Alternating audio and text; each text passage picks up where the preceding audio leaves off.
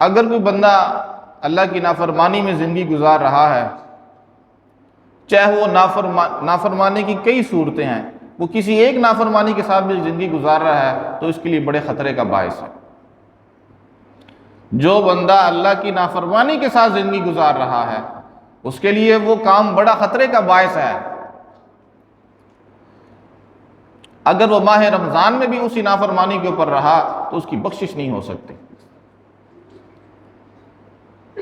نبی علیہ السلام کے فرامین کو دیکھنے سے یہی بات معلوم ہوتی ہے کہ جو بندہ ماہ رمضان میں بھی اپنی اسی ڈگر کے اوپر چلتا رہا، ان نافرمانیوں کے اوپر چلتا رہا، کبیرہ گناہوں کے اوپر چلتا رہا جن کے اوپر وہ پہلے سے ہی چل رہا تھا، اور ماہ رمضان آ کے گزر بھی گیا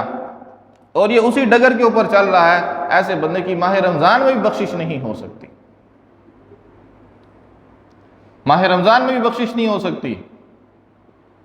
اس لیے کہ حدیث کے اندر تو یہاں تک آتا ہے کہ جس آدمی نے روزہ رکھا اور روزہ رکھ کے گناہ نہیں چھوڑا تو اللہ کو ایسے بندے کی بھوک کی کوئی ضرورت نہیں ہے، وہ کھانا چھوڑ دے، وہ پینا چھوڑ دے۔ ایسا بندہ جس نے روزہ رکھا اور روزہ رکھ کے اللہ کی نافرمانی نہیں چھوڑی، گناہ نہیں چھوڑا، تو ایسے بندے کا جو روزہ ہے، ایسے بندے کی جو بھوک ہے، اللہ کو ایسے بندے کی بھوک کی کوئی ضرورت نہیں ہے۔ تو جو بندہ روزہ رکھ کے گناہ نہ چھوڑے، اللہ کو ایسے بندے کے روزے کی کوئی ضرورت نہیں ہے، تو مغفرت کہاں گئی؟ یہ مغفرت کا طلبگار اور امیدوار بنا بیٹھا ہے۔ اللہ کے بندو، جو روزہ رکھ کے گناہ نہیں چھوڑتا، اللہ کو تو اس کے روزے کی کوئی ضرورت نہیں ہے، اس کا روزہ کسی کام کا نہیں ہے، اس لیے کہ روزہ تو گناہوں سے بچا رہا تھا، روزہ تو ڈھال تھا، روزے نے تو گناہوں سے بچانا تھا۔ روزہ رکھوایا ہی اس لیے تھا کہ اس کو پتہ چلے کہ گناہوں سے بچنا ہے۔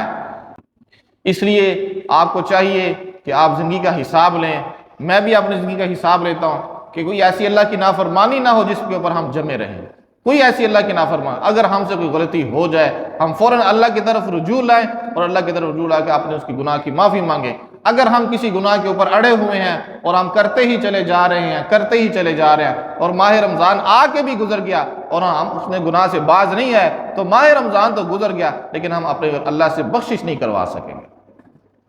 کسی گناہ کے اوپر مستقل جمے رہنا کہ ہم اپنے اللہ سے ماہ رمضان میں بخشش نہیں کروا سکیں،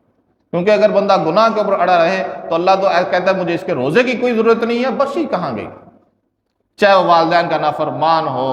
چاہے وہ شراب کا عادی ہو، چاہے وہ زانی ہو، چاہے وہ حرام خور ہو، چاہے وہ رشتہ داروں کے ساتھ قطع تعلقی کرنے والا ہو، چاہے وہ لوگوں کی نفرت، لوگوں کا کینہ اپنے دلوں میں رکھنے والا ہو، اس کی کوئی بھی شکل ہو، اللہ پھر ایسوں کو معاف نہیں کرتا۔